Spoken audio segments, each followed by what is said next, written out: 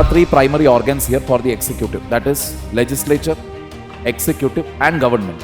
For GST collection, you need Central Board of Indirect Taxes and Customs.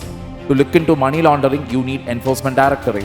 To look into terrorism and terrorist financing, you need NIA. See, why did we go for a parliamentary system? As we wanted a responsible and accountable government. One example is again K.R. Narayana. When he was the president, he exerted his power royally. Because it was a time period where no party had a clear majority. It was a time period full of coalition. Little bit of fight or a scuffle, case is registered against you. There is a very good chance that your police verification will not happen. Police verification, in that they will basically say that this person is unfit for becoming an officer. Good evening, everyone. Hope you are all doing great today. So I am here back again with another round of NCERT Polity series, the chapter number 7. Once again, people, this is my Telegram channel. If you want to reach out to me, this is the place to reach out. Apart from that, a small announcement: the public administration classes for the new batch will start somewhere from between November and December. So those of you are interested may consider joining for this.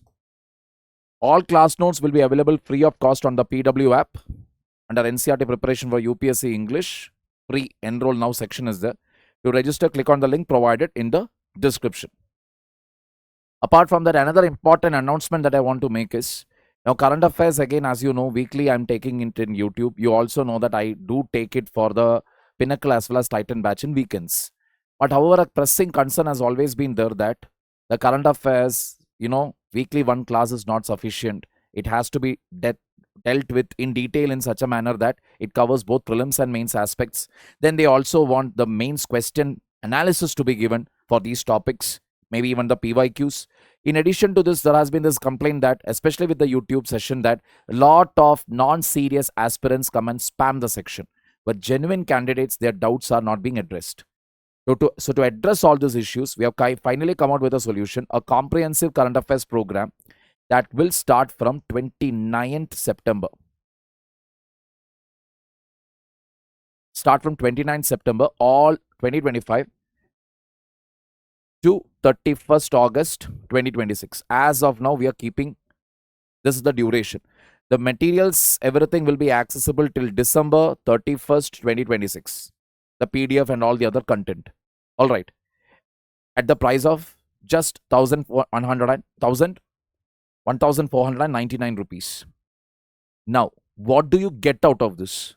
First of all, you will be having 3 classes. That is for those people who enroll for it. I'm talking about Monday, Wednesday, Friday. You will have 3 current affair classes, which will cover an entire week properly. There will be prelims plus mains viewpoints being given. That is the second thing. Definitely, you will be having mentoring sessions offered by me. This is exclusive, only to the people who have paid for it.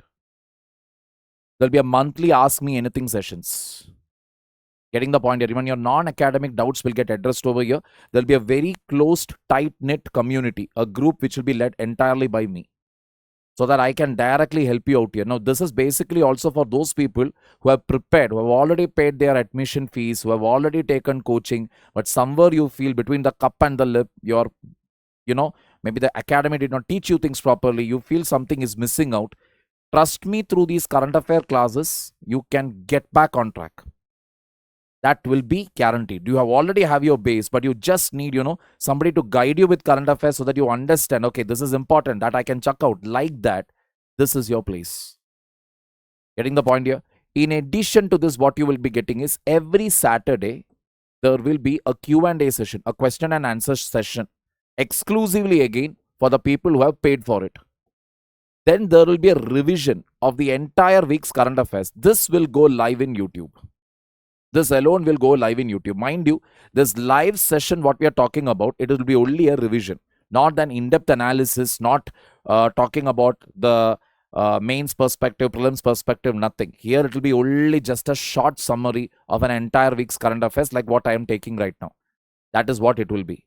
Monday, Wednesday, Friday, live mentoring. I mean, not live mentoring. Mentoring also will be there as and when minimum monthly once you can expect it. More than one, definitely possible if current affairs burden is less. discussing questions, all that we will be taking it up over here. All right, because now there is going to be a paid batch. Obviously, I will ensure that they get the higher level of preference here. So it is left to you. If you feel it is useful, only then take it up. All right. Otherwise, this is what it is. Now, some of you might be thinking, what about 2027 attempt, 2028 attempt? See, understand one thing. As of now, even what I can also promise you here is 1 year it is going to be available. That is guaranteed. Beyond that, whether it will be available or not, well, even God cannot make predictions for more than 1 year. So that again will depend upon the student community's requests, how many people take it up, how useful you people are finding it, depends upon all those things. But as of now, it is going to start from 29 September. Okay. So that is what it is. Let us understand what is executive. Executive in simple terms means government. And there are three primary organs here for the executive. That is legislature, executive and government. Executive itself, when you say legislature and judiciary is also a part of it, because legislature makes the law. Judiciary checks whether it is right or wrong. Executive again basically comes to the decision like how to implement it now.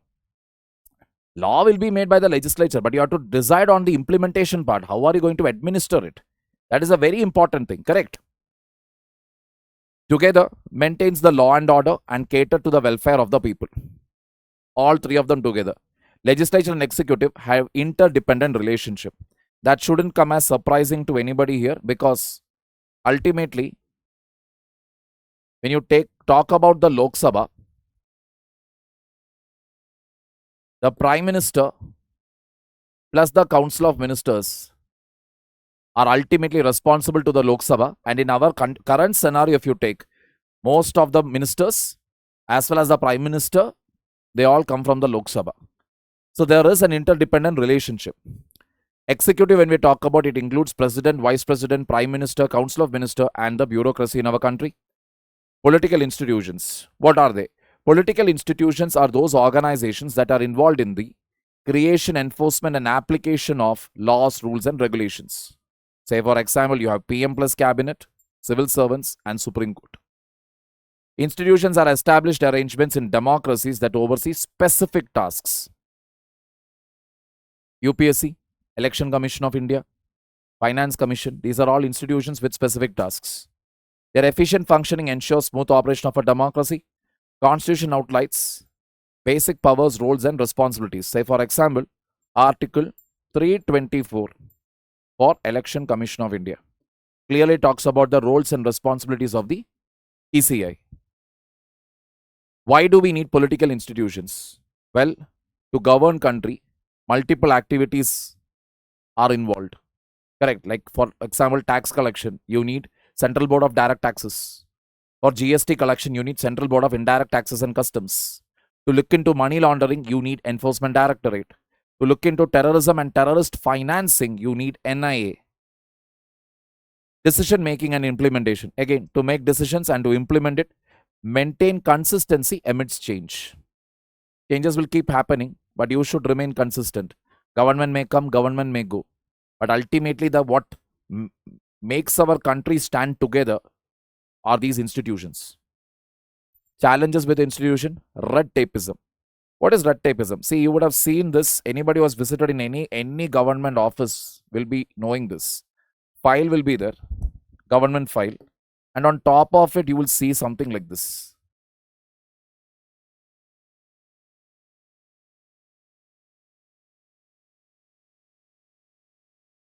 A red color leaf-like thing. You will keep one, keep the other, then there will be two threads will be there. You will take it and you will tie the knot. This right there, this red color band on top of it, that is your red tape. So red tapeism simply means any institution that it wants, any bureaucracy, any collectorate, any government body can keep a file pending for however long it wants.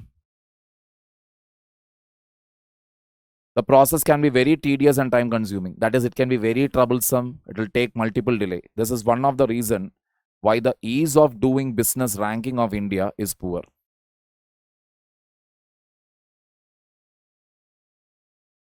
multiple clearances, multiple permissions, multiple compliances with various ministries, multiple things are required. Why are institutions essential in a democracy? They ensure accountability, like your comptroller and auditor general, CAG. Inclusive decision making, that is, you try to ensure that all the people are involved in the as part of the decision making. Like for example, the parliament, it's also an institution. Balancing speed and quality. Speed also should be there, but quality shouldn't be compromised. Both. Say for example, how e-office is being used. That is, by the time you people join the service, you're not going to find what? You're not going to find the physical file. Some of you at least would have dreamt, okay, I will sign with the green ink and all that. Those days are gone. By the time you people join the service, everything will be e-office. E-office simply means every file will be in the electronic format. No more physical signature. It will be very, very, very rare. Otherwise, every signature is going to be digital signature. Clear? Executive branch has the responsibility of implementing laws and policies adopted by the legislature, like implementing schemes, implementing various policies, all of that. They are often involved in the framing of policies. Even they will frame policies also. They can frame policies, but the question here is, once they frame the policy, will it be accepted by the legislature or will it be accepted by the judiciary? Because that test has to go. Not that executive can frame any policy that they want. Clear? Types of executive system. Presidential system. The president plays both roles of head of the state and head of the government, making the office highly influential. Example, USA. Say for example, now US president put 50% tariff on India without any consultation with anybody. Parliamentary system. There is a ceremonial head of the state, a monarch, like in the case of UK, or president, like in our country. But the prime minister is the head of the government with effective powers. Examples are Canada, Japan, Germany, Italy, and India. Semi-presidential system. Both the president and a prime minister are present. The president might also have significant day-to-day powers. Examples are France, Russia, and Sri Lanka. Moving on. Types of executive. Parliamentary, semi-presidential, presidential system. Again, you can just go through it briefly. Purpose is again just to understand the difference. Mind you, again, this is just a tip of the iceberg. Getting the point here. Just understand what it is. Say for example, head of the government is parliamentary. It is usually prime minister. He is the leader of the majority party in legislature. He is accountable to the legislature. In India, it is to the Lok Sabha. The head of the state may be a monarch or a president. In our country, it is the president. Monarch is for UK. Semi-presidential system has the president as head of the state, has a prime minister as head of the government. PM and his council are responsible to the legislature. You can have a constitutional monarchy. Okay, that is not over here. Sorry. Semi-presidential system don't have the system. Presidential. President is head of the state. He is also the head of the government. President is usually directly elected by the people. He is not accountable to the legislature. Example, USA. This is France, the best example. And then this is India. Mind you, France will go into elections in 2027. So please read about the French presidential system of government from the newspaper that time. Got it? Semi-presidential executive in Sri Lanka. This is again just for your information. In 1978, Sri Lanka amended its constitution to introduce the system of executive presidency. Under this system, people directly elect the president. It is possible for both the president and prime minister to hail from the same or different political parties. The president of Sri Lanka has vast powers, including the ability to select the prime minister from the party with a parliamentary majority and to remove the prime minister or ministers. The president serves in multiple roles, including the elected head of state, commander-in-chief of the armed forces, and also the head of the government. President of Sri Lanka is elected for a term of 6 years. The process of removal of the president requires a significant majority in the parliament or can be initiated by the Supreme Court based on the speaker's request. Not that I'm expecting a question on this, but at least you must get to know President of Sri Lanka has more powers than the President of India. President of Sri Lanka has more powers than even the Prime Minister. Removal of the President can be initiated by the Supreme Court. In India, you cannot do that. Impeachment proceeding of the President can only be initiated by the Parliament. Basic such differences, please make a note of it. Clear? Indian and US system differences. President is head of the state, Prime Minister is head of government. Here, it is both. Election of head of state. President is elected by MPs and MLAs, not directly by the people. In US, it is directly elected. Appointment of ministers. Prime Minister appoints the ministers. President personally chooses and appoints all ministers. Sometimes they can be even apolitical people also. That means they need not be from the political party. He can even appoint outsiders. Veto power. President can delay a bill and send it back to Parliament for reconsideration. But if the bill is passed again, then the President has to sign it. Here, the President can veto any law. Tenure of head of state. President has a fixed tenure, but the Prime Minister's tenure depends on the majority in the Lok Sabha. Here, President has a fixed tenure irrespective of the majority in Congress. Irrespective of the majority, President has a fixed tenure. Whatever happens. And until the time period is over, President of USA continues to be the President of USA. System of government. Parliamentary system of government where the Parliament is supreme. Now, this sentence is a little tricky here. It's not that the Parliament is supreme. Constitution is supreme in our country. Please remember that.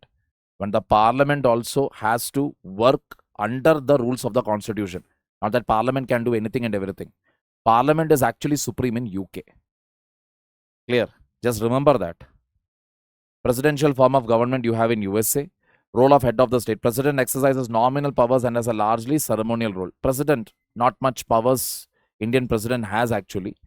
In USA, president exercises wide-ranging powers and has an active role in the government. Parliamentary executive in India, when you talk about, the inspiration for it comes from Government of India Act of 1919 and 1935. That is the whole system what we have here. We have taken it largely from British time period. 2 laws which were passed in British time period. You will be reading about them in detail in Lakshmikant. Executive is controlled by people's representatives. That means ultimately the government is executive responsible to Lok Sabha. Responsive and accountable government favored a parliamentary system over presidential system as the sole executive authority and potential personality cult. What does that mean? See, why did we go for a parliamentary system? Is we wanted a responsible and accountable government. Because back then, the system was such that freedom fighters were there. Jawaharlal Nehru, Rajendra Prasad, Sardar Vallabhbhai Patel. People literally who had a huge fan following. So if you had gone for a presidential system means that, directly electing the president, then what would have happened is people would have kept on electing that one person because of their personality, because of the way they speak, etc. So we didn't want that. We wanted an accountable government, a government where again, once it is elected, there is also a fair chance for them to lose. That is the whole purpose of a democracy. When you talk about the feature of a democracy, people who are in power should also have a chance of losing the election. Presidential system, that thing is not there. That is the reason again why in USA, if you see, now Trump, this is his second term as the US president. This is his last term also, thankfully. He cannot become the president again no matter what he tries to do. Got the picture here? That is the reason, because they don't want, because more than 2 means, if you keep any number of times means, people will keep, there are fans of Trump who will keep voting for him. Clear? Executive answerable to the legislature. President formal head supported by PM and COM. Similarly, at state level, you have governor and chief minister plus council of ministers. Real power always lies with the prime minister or council of or chief minister along with the council of ministers. That means in our country, basically, when it comes to head of the government at the union level, it is the prime minister, it is the chief minister, and they are both assisted by what? Council of ministers. They head the government. President or governor, when you talk about it, is largely ceremonial. Just to show, that's it. The president is the head of the state, similar to monarch of Britain, has a 5-year term, elected indirectly by MPs and MLAs, by proportional representation with a single transferable vote system. It's a little complicated thing to understand. Just go through Lakshmikant once for those of you who want to read about it in detail. For an NCERT level preparation, if you are looking, information till here is more than enough. Because this simply means that there will be first preference, second preference, third preference. Just like how you give your cadre preference, like that you have to give. Preferences you have to give. Whom do you prefer first? Whom do you prefer second? Whom do you prefer third? Like that. Whom do you prefer fourth? Once all the votes are counted, the first preference candidates, let us say A secured, A got more than 50% of the votes in value. Got it means A will be declared as the winner. That is, idea here is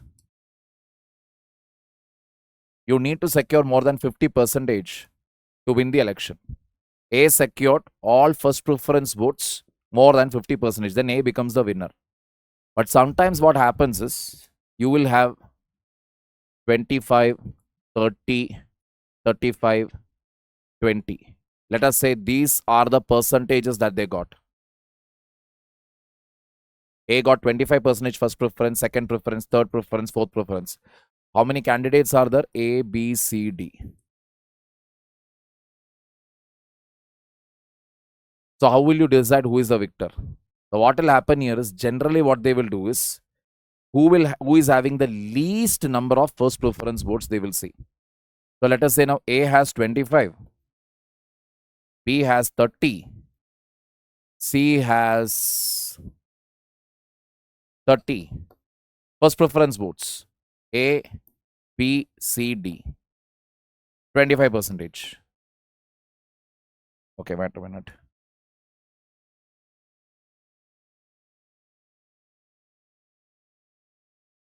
D's 20% votes is taken and it is distributed among A and B, C.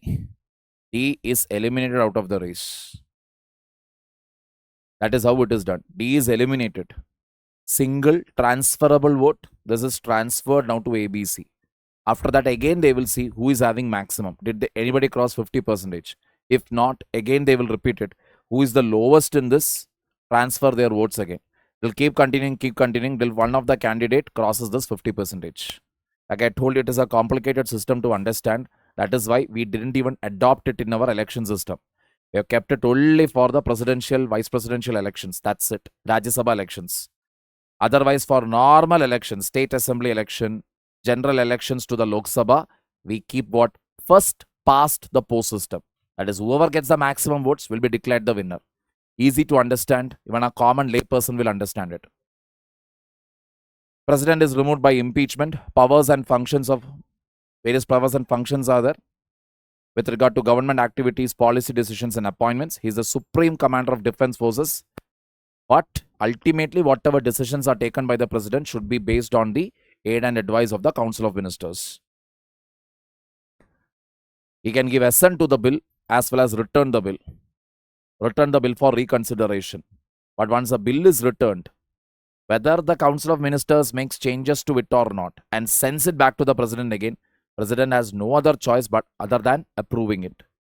Appoints the leader of the majority party or coalition when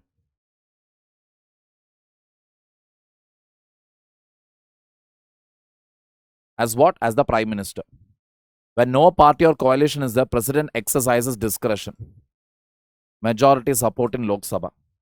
That means nobody has a clear majority.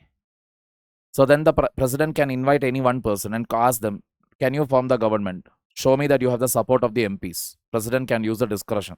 That happened during the 90s. If you notice again, just put it up in the chat section. 1991 to let us say till 1999. How many prime ministers were there in the country? Just count and see. You will be shocked. Ceremonial head means largely takes part in ceremonies. Other than that, no special powers as such. COM relies on the support of the majority. Council of Ministers always should have the support of the majority, means Council of Ministers should have more than, greater than or equal to 270 MP support. Symbolically represents the nation and during unclear majorities. That means represents the nation, foreign trips and travels while receiving dignitaries, etc. And during unclear majority means no party has a clear majority means generally president's powers will be on the higher side. One example is again K.R. Narayanan. When he was the president, he exerted his power royally. because it was a time period where no party had a clear majority. It was a time period full of coalition. So whenever a coalition party is there, that is more than one party coming together and they are forming an alliance and they are forming the government, generally president will have the upper hand. On the contrary, when a single party is in power, then the prime minister will have the upper hand. Got it?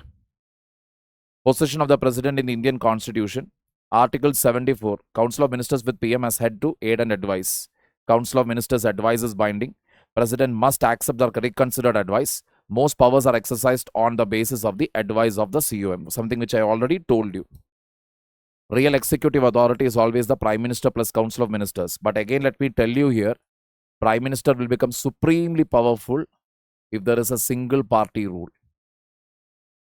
As witnessed during the tenure of Nehru, Indira Gandhi, Rajiv Gandhi, Atal Bihari Vajpayee, Narendra Modi. Discretionary powers of president should be involved in all crucial matters and discussions with the Council of Ministers. PM is bound to provide information that president asks. President communicates with PM sharing views on national issues. Return the advice of the Council of Ministers. This has been done by multiple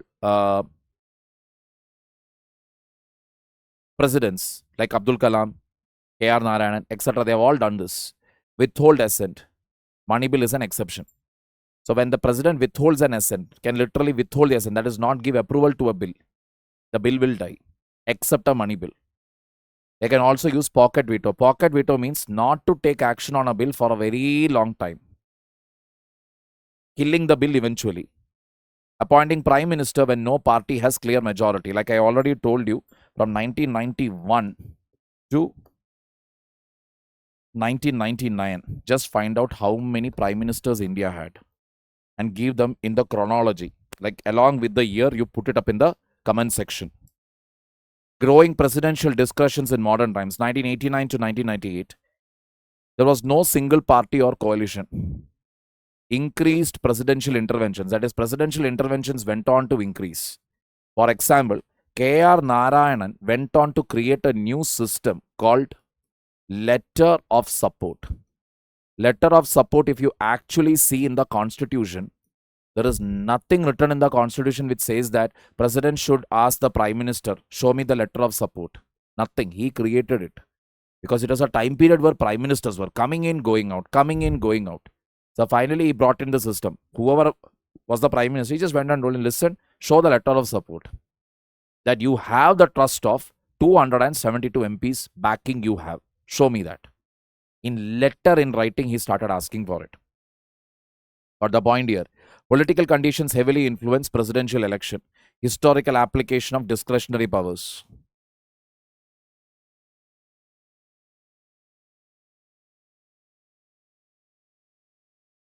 The political conditions will influence. That is, ultimately, when you choose your presidential candidate, there will be politics involved in it.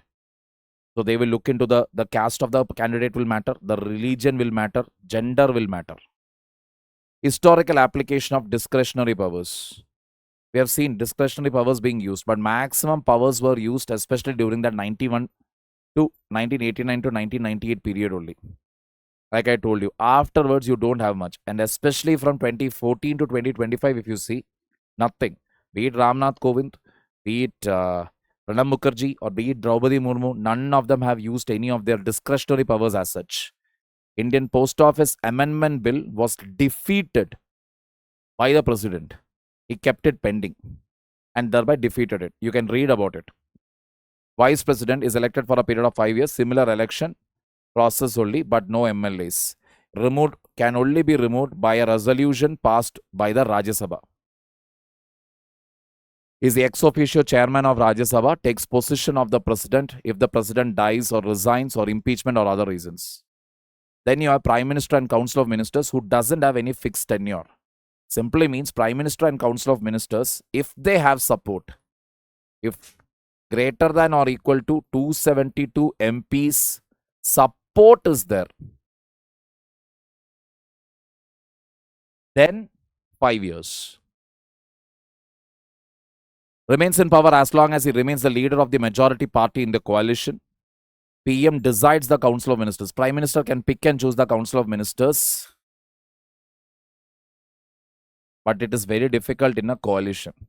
In coalition, what happens is people would have joined with your party, you know why? Say, for example, UP and all, to be very honest, Prime Minister Manmohan Singh did not have that much of freedom to choose his ministry. That is the reality, no matter whatever anybody may say.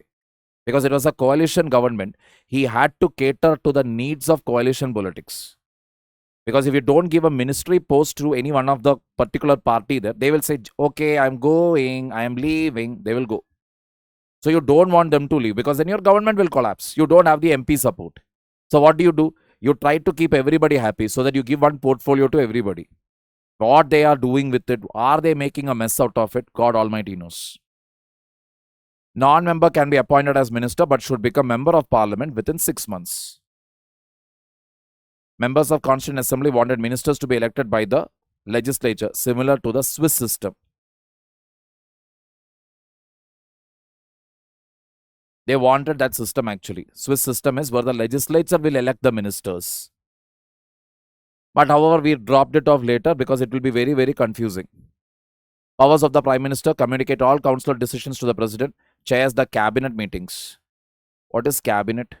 See, Council of Ministers, when you say, it involves all the ministers. Every minister. Maybe it will be more than 100 also sometimes. So whenever a meeting or some decision I have to take, every time I will not call the Council of Ministers. So within the Council of Ministers, I will have a super decision-making body. That super decision-making body is called Cabinet, which will have very, very important portfolio ministers. Finance Minister, maybe Ministry of External Affairs, then Ministry of Home Affairs, Ministry of Defense. They coordinate the work of different departments. Decisions are final. Exercises general supervision over ministries. Has powers to dismiss ministers. When PM resigns, entire ministry resigns. Why? Because ultimately Prime Minister chooses the council, right? So Prime Minister is changing means obviously the next Prime Minister will choose his council. Linchpin of the government. Linchpin of the government means is the main driving factor. He or she. Prime Ministerial form of government. That is why we call it Prime Ministerial form of government. You don't call it presidential. You don't call it any other form. That is, the government ultimately is known by the type or the working style of the Prime Minister. Clear?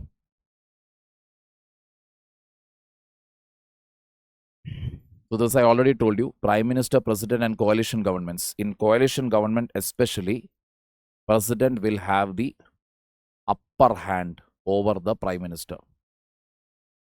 Then you have Council of Ministers. 91st Amendment Act 2003 brought a change. That is, not exceed 15% of the total members of the Lok Sabha. The total members is around 544. 15% of that should be the maximum number of Council of Ministers, not more than that. So you will have 60 to 80 ministers. Then there are cabinet ministers, like I told you, important portfolios. Minister of State with independent charge. These are smaller ministries, need invitation to attend cabinet meetings. Small ministries, this will be not so important. Ministers of State, they are attached to cabinet ministers to assist them. Ministers of State are generally those people who are first time MPs. First time they are entering into the whole central government thing. So to train them, to make them understand how this whole thing works, they will be given Minister of State. Collectively responsible to the Lok Sabha, Council of Ministers. On losing majority in Lok Sabha, has to resign. Endorse collective decision of COM or ministers must resign. That is, in these meetings of Council of Ministers, you can fight. You can say, what nonsense is this? What are you trying to tell? All fight you can do inside. But once a decision is taken by the cabinet or by the government, you should support it. You cannot come out and later criticize what stupid decision this government is doing. This is all bullcrap. You cannot do that. Then you will have to resign. If you are not agreeing with the decision taken by the Council of Ministers or by the cabinet, publicly you are going against the decision taken, you will have to resign.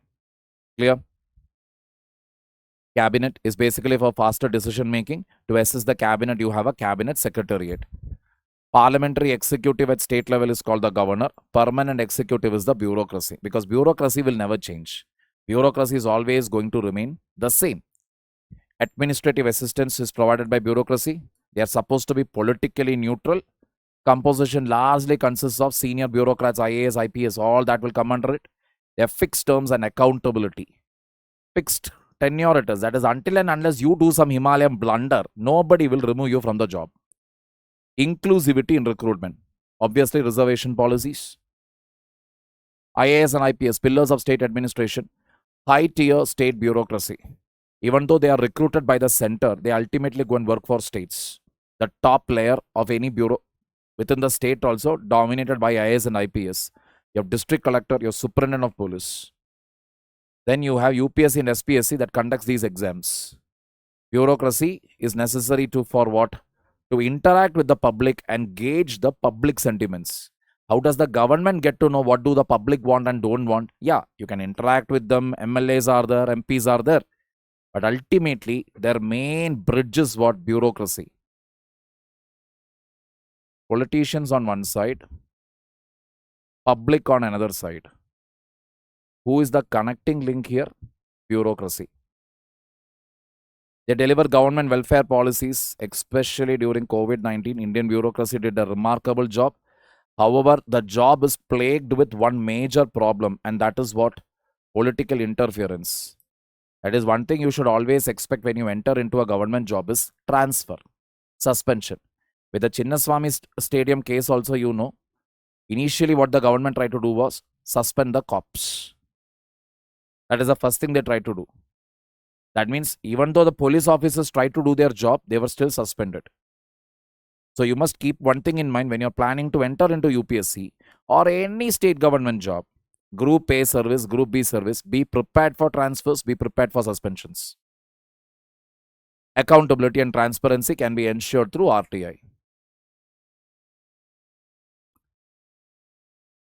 Again, difference between political executive and permanent executive.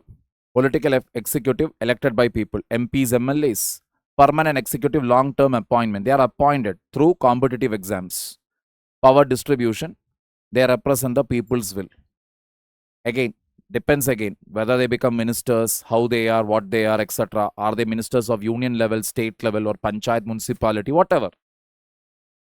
Civil servants ultimately have less power. Why they have less power? Because their power, etc. is all dependent on orders. If orders are there, then they can do their job. Expertise, very limited expertise. If you actually see, I have already told you, 33% of MLAs in this country have serious criminal cases. Close to 50% of MPs have serious criminal cases.